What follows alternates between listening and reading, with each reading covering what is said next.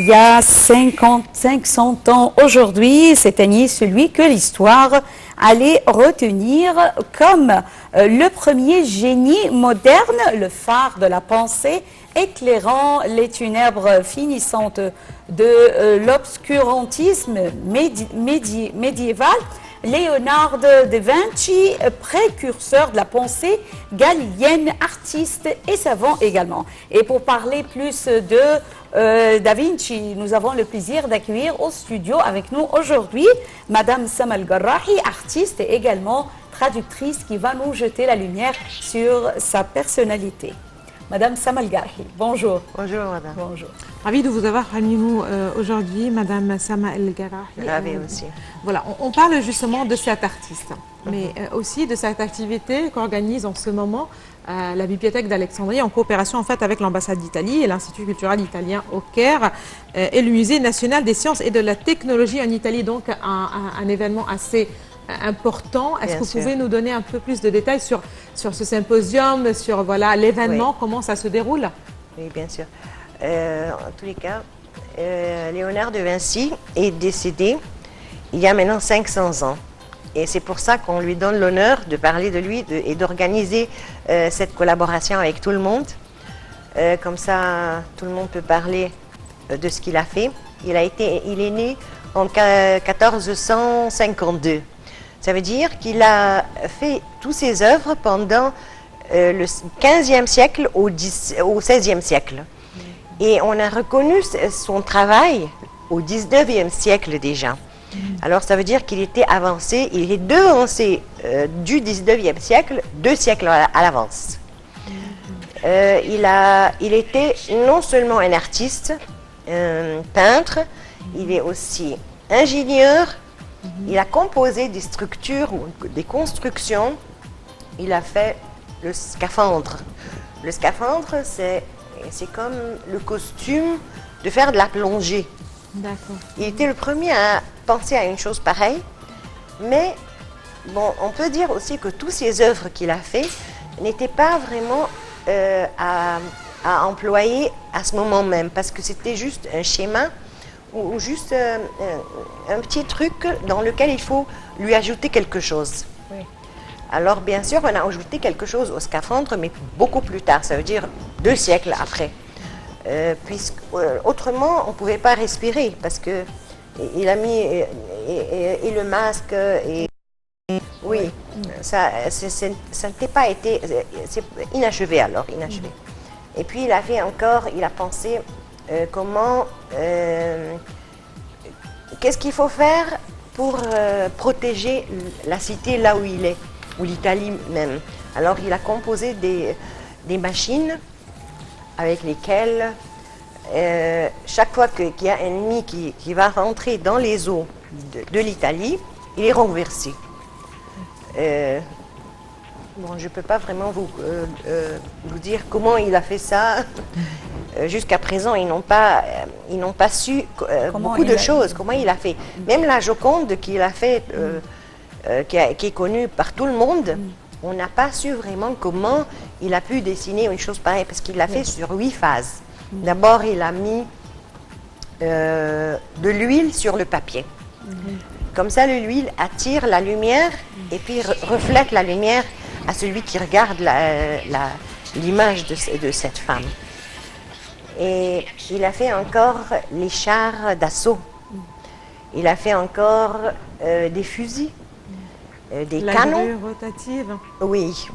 Et la machine qui mesure le vent. Il a fait quoi encore? Il a fait beaucoup de choses. Ça veut dire qu'il était artiste, il était peintre, il était ingénieur, il a étudié le vol des oiseaux et le vol de la chauve-souris. Comme ça, il a pu faire comme un parabole lequel on peut voler avec. Maintenant, on fait ça comme un jeu, un sport. Lui, il a fait ça, et puis il y a eu un moine qui s'appelait Guillaume de Stanbury. Oui. Il a essayé son œuvre. Oui.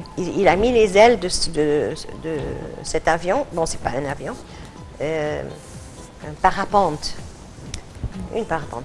Bon, il a volé 25 mètres de hauteur. Il a fait 200 mètres. Comment il a volé au début? Il s'est jeté de l'église. Oh. Mais ça veut dire qu'il s'est cassé les jambes. Oui, bien sûr. Et il était invalide pendant toute sa vie plus tard. Est-ce qu'il portait des ailes en bois ou parce que je pense que bois pendant ce temps, il n'y et avait pas de papier. plastique. Oui, Oui. bois et papier. Oui, oui. Toutes ces constructions étaient déjà en bois. Oui. Il a fait encore le lion, qui est symbole de la monarchie italienne à ce moment-là. Et ce lion-là pouvait bouger. On peut l'ouvrir de l'intérieur pour regarder ce qu'il a à l'intérieur. Oui. Et puis il a fait encore un robot au 15e siècle. Ça, c'est Génial, bien sûr. c'est génial. Oui. C'était un génie. Et ce robot-là pouvait bouger, pouvait s'asseoir, bouger les mains, les jambes, en métal, en acier. Il a pu faire ça aussi. Oui. Il est considéré bien sûr quelque chose de surnaturel. Bien sûr. Est-ce que vous pensez que les travaux de Léonard da Vinci ont-ils un fondement scientifique? Bien Et sûr, je parle ici des arts. bien sûr, bien sûr. Il a pensé sur toutes les choses. Il était un homme de tout. Et c'est pour ça que tout le monde est vraiment le prenne comme un dieu. Très bien, voilà. C'est très intéressant quand on parle d'un tel artiste, d'un tel génie, en fait, de réfléchir un petit peu à notre quotidien, à aujourd'hui. Voilà, on voit l'homme, l'humanité, elle est arrivée voilà, à un progrès extraordinaire aujourd'hui. On ne sait pas qu'est-ce qui va arriver demain, peut-être les voitures qui vont voler aussi, et ainsi de suite. Et on voit des petits, voilà, des tests, voilà, ici et là, de projets, je ne sais pas comment, de nouveaux projets, que ce soit de projets ou des, je ne sais pas comment dire, mais aujourd'hui, en s'adressant en fait à la nouvelle génération, en commémorant la mort d'un tel artiste, comment voyez-vous l'approche? C'est-à-dire, qu'est-ce qu'il faut dire à nos enfants aujourd'hui, à la nouvelle génération? Justement, il suffit simplement d'avoir un regard sur le passé. Écoutez, il y a avancer un petit peu.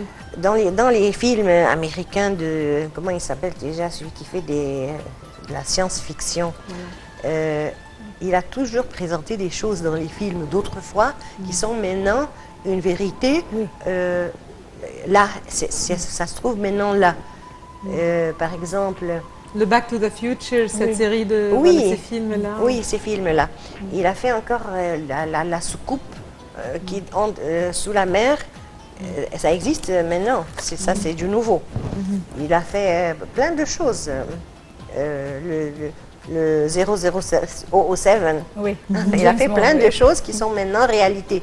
C'était dans le rêve, c'était tout le monde riait et s'amusait dans les films, mais c'est de la vérité pure. Alors, est-ce que vous pensez que Léonard da Vinci a fait progresser les sciences? Il n'a pas, bien sûr, ils ont progressé à cause de lui. Oui. C'est lui qui a emmené à la Renaissance. Il a conduit les autres à la Renaissance. Et tout le monde le voit pareil. En parlant de la Géoconde, comment vous la voyez? En parlant de La Géoconde, comment la vous la voyez? Joconde. Oui. Comment vous la voyez? Elle est sur 8 étapes. Moi, je la vois. D'abord, quand je regarde normalement à la photo de la Joconde, dans ses yeux, de tous les côtés, elle vous regarde. Oui. Ça, c'est premièrement. C'est ça le mystère de... Oui, ce n'est pas seulement ça le mystère, mais De le cette mystère, image. c'est la réflexion de la lumière qui a sur 8 phases. Il a commencé par l'huile et puis les couleurs. 8 fois, le dessin a été fait 8 fois, un sur l'autre, jusqu'à ce que ça a donné cette réflexion. Oui. Mais elle ne donne pas de réflexion. Quand vous la regardez, elle n'est ni contente, ni triste. Oui, ni heureuse, ni oui, exactement, ni belle, ni laide. Alors, ah oui, c'est vrai. c'est un choix très difficile. Oui, c'est vrai. Oui. Il a choisi une physionomie assez... Mystérieuse. Oui. Lui-même, c'est un mystère. Oui, bien sûr. Il y a aussi en fait le musée du Louvre qui organise une exposition aussi voilà, sur Léonard de Vinci.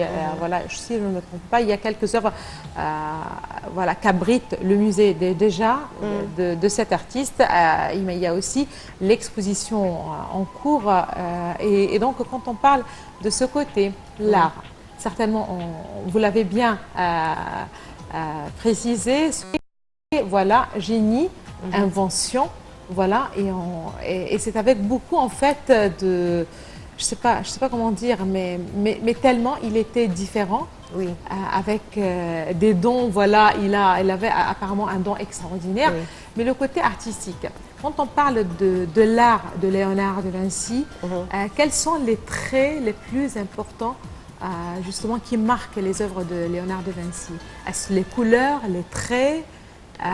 Oui, bien sûr, le tout complet, parce que lui, il était un tout complet. Il était artiste, il était scientifique, il s'est intéressé à l'anatomie. Il a vu comment le corps humain, qu'est-ce qu'il y a dans le corps humain, muscles, os, tout.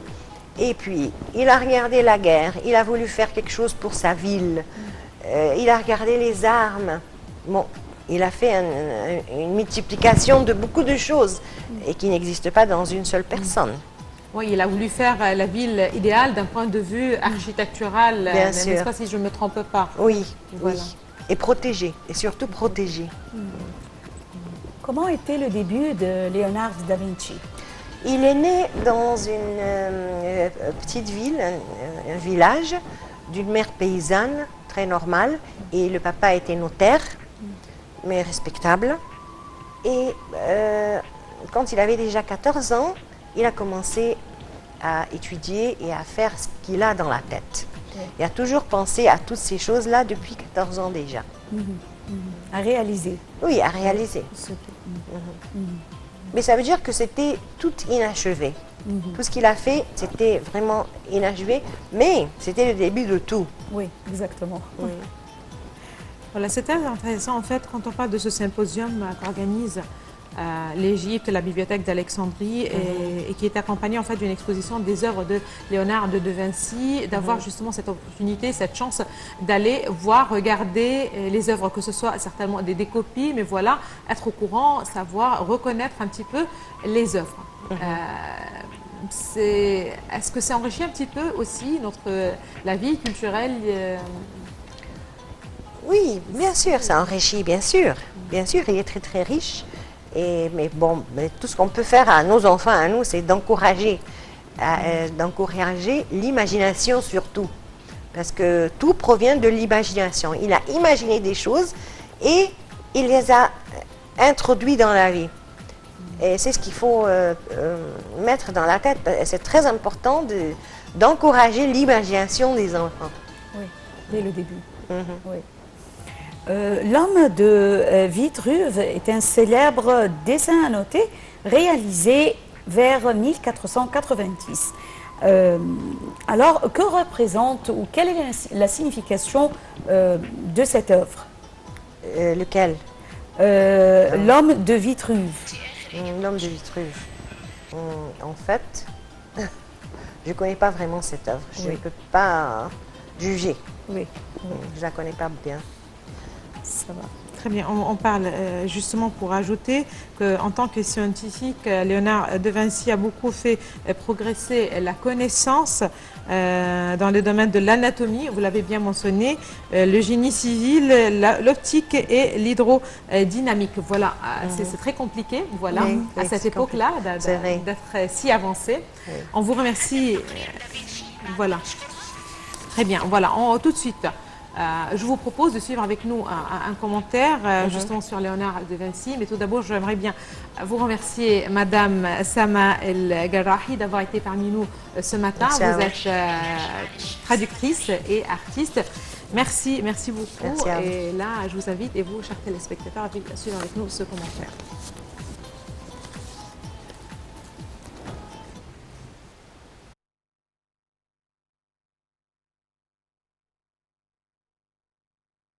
Peintre, inventeur, ingénieur, scientifique, humaniste, philosophe. Il est pour beaucoup un esprit universel qui fascine encore 500 ans plus tard. Au passage du XVe siècle au XVIe, il illustre et parfois incarne la Renaissance avec ses avancées dans le domaine artistique, mais aussi dans les sciences et avant tout dans l'approche scientifique. Le peintre débute sa propre carrière par la réalisation de portraits et de tableaux religieux, des commandes passées par les notables et les monastères de Florence. Il peint en 1481 l'Adoration des mages pour Laurent de Médicis, le Magnifique. De Vinci recherche ensuite un mécène afin de se mettre à l'abri du besoin. Il apprend que le duc de Milan, Ludovic Sforza, dit Ludovic le Mort, souhaite ériger la statue équestre de son père.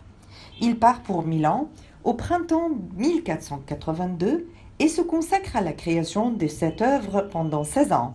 Le grand peintre de la Renaissance s'intéresse également à d'autres domaines comme la conception de machines de guerre, la botanique, la géologie, l'anatomie, l'hydraulique. Il poursuit ses études du vol des oiseaux, de l'eau et des mathématiques. Les multiples croquis et dessins qui nous sont parvenus montrent que l'artiste avait pressenti de nombreuses inventions.